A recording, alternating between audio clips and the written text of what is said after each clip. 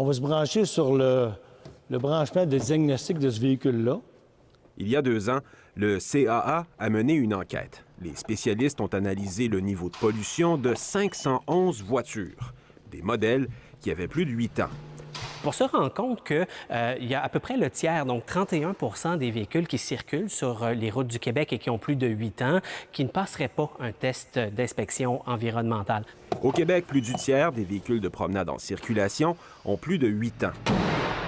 Si l'échantillon pris par le CAA reflète la réalité du parc automobile québécois, ça veut dire que plus d'1 voiture sur 10 ne respecte pas les normes environnementales. Plus de 500 000 véhicules qui polluent plus, qui consomment beaucoup plus d'essence. Qu'on pouvait avoir une surconsommation d'essence moyenne qui est assez conservatrice, là, de 15 Donc, c'est 5 par plein, c'est 800 au bout de 3 ans. Ça, c'est si les prix de l'essence ne s'envolent pas. Aux États-Unis, le département de l'énergie estime qu'une voiture mal entretenue peut consommer jusqu'à 40 de plus d'essence et émettre toutes sortes de polluants dans l'atmosphère.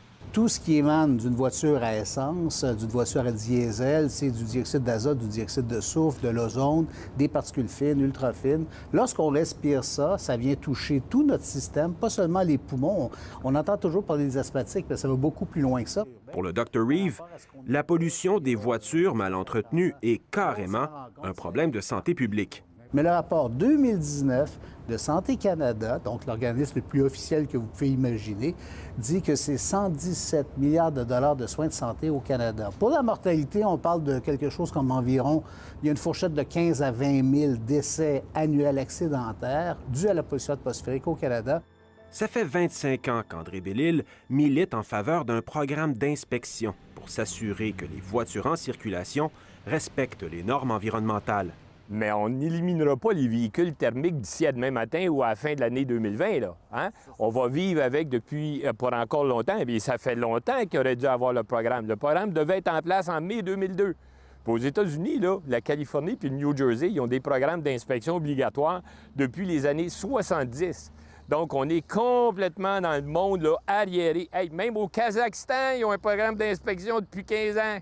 L'annonce à laquelle nous vous convions aujourd'hui marque une étape importante dans l'acheminement d'un projet qui nous tient particulièrement à cœur.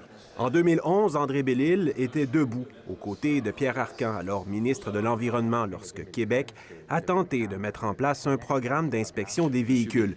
Mais le projet est mort au feuilleton. Et je pense entre autres au ministre Arcan qui nous a demandé de l'aider. À 2 reprises, il a tenté d'aller de l'avant, mais on a essayé de convaincre les gens que c'était pas une bonne idée, que ça coûterait cher aux contribuables, au pauvre monde.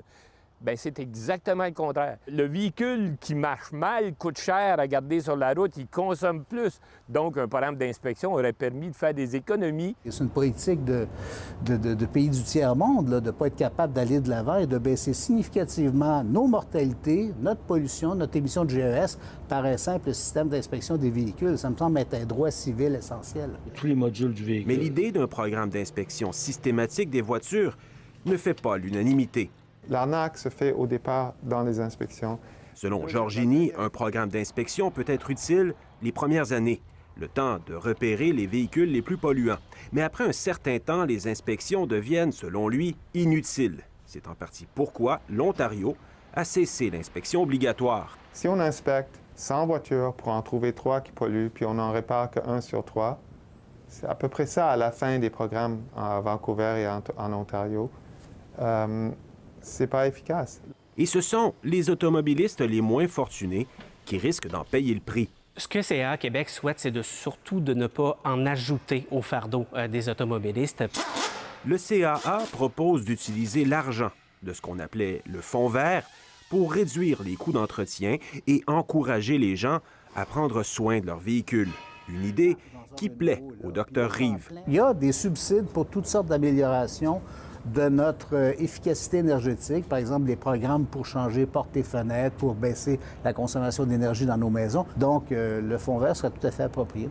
Mais peu importe le moyen pour André Bellil, la pollution des voitures mal entretenues est un problème et il est temps de s'y attarder. bien, il n'y a pas de petits gestes niaiseux. Alors, il faut vraiment agir de façon responsable. La santé des gens là, passe bien avant l'épaisseur du portefeuille Saint-Simonac. Ici Vincent Maisonneuve, Radio-Canada, Montréal.